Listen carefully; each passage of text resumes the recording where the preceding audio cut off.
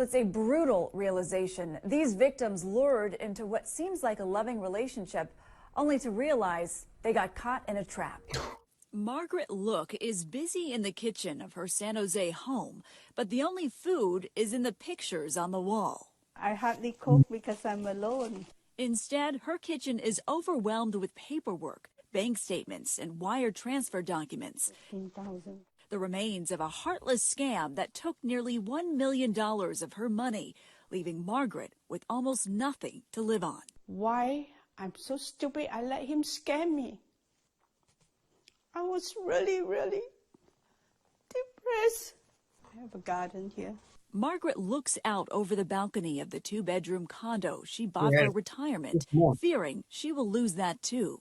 All my money is gone to the scammer. Her quiet life was upended last May when a friend connected her with a man on Facebook. She was browsing and then she said, oh, this is a nice guy. You just say hi to him. And then you say, oh, how are you? Where are you from?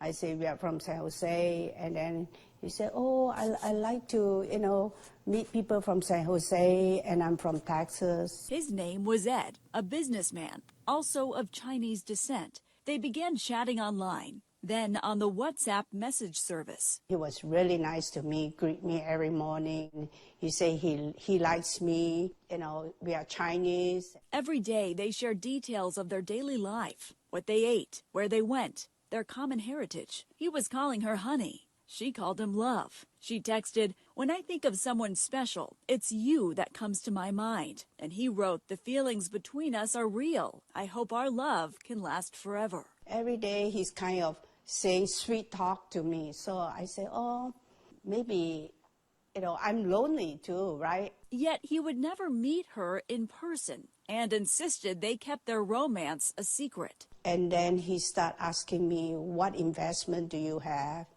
And I say, I'm very simple. I don't have any investment. Ed told Margaret she could be rich. He said, did you hear anything about crypto thing?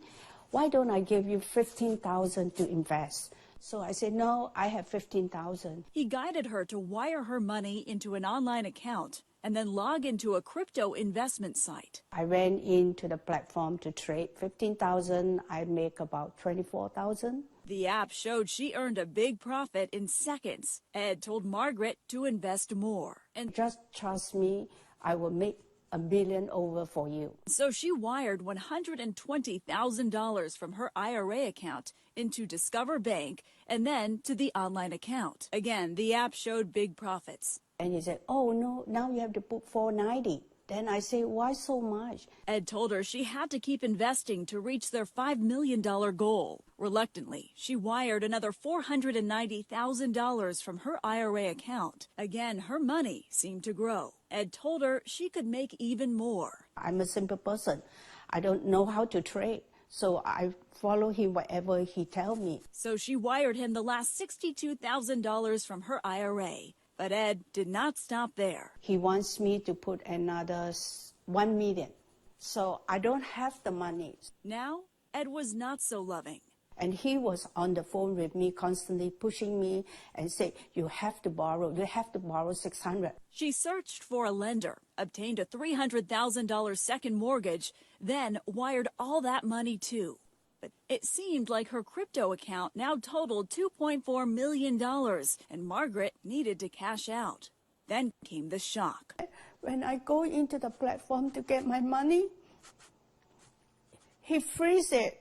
Ed said she had to come up with $1 million to unfreeze the account or lose everything. I don't have the money.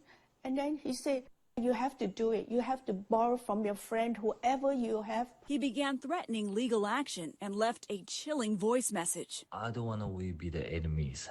Want my lawyers contact with you.